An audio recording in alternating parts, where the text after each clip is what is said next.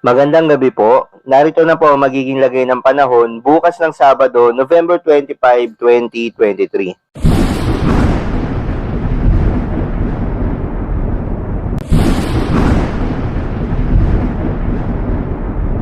Sa kasalukuyan nga ay northeast monsoon o yung hanging amihan ang patuloy na umiiral sa malaking bahagi ng Luzon, samantala yung easterlies o yung mainit na hangin mula sa karagatang Pasipiko ay patuloy na nakakaapekto naman sa Visayas at Mindanao.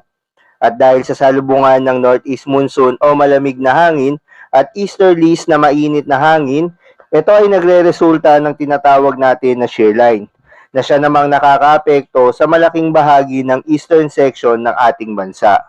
Sa ngayon, ayon sa Pag-asa, wala namang binabantayan na low pressure area o bagyo sa loob at labas ng ating Philippine Area of Responsibility na maaaring makaapekto sa ating bansa.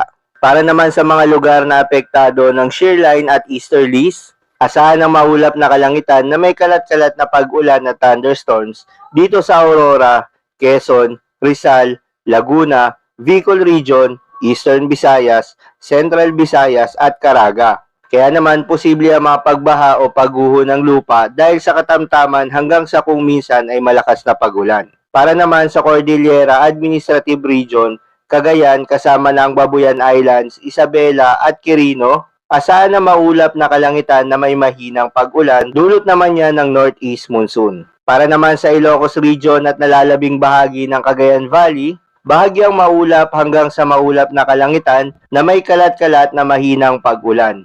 Dulot din yan ng northeast monsoon. Para naman sa Metro Manila at iba pang bahagi ng bansa, bahagyang maulap hanggang sa maulap na papawirin na may kalat-kalat na pag-ulan o thunderstorms.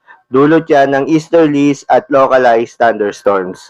Kaya posible pa rin ang mga pagbaha o pagguho ng lupa during severe thunderstorms. At para naman sa lagay ng panahon bukas sa Luzon, November 25, 2023, yung eastern section ng Luzon ay asahan na makararanas ng maulap na panahon na may kalat-kalat na pag-ulan, dulot pa rin yan ng shear line. Samantala sa may northern Luzon, asahan na makararanas ng mahinang pag-ulan, dulot naman yan ng northeast monsoon o hanging amihan. Para sa Metro Manila at nalalabing bahagi ng Luzon, asahan ng maliwalas na panahon na may tsansa ng localized thunderstorms.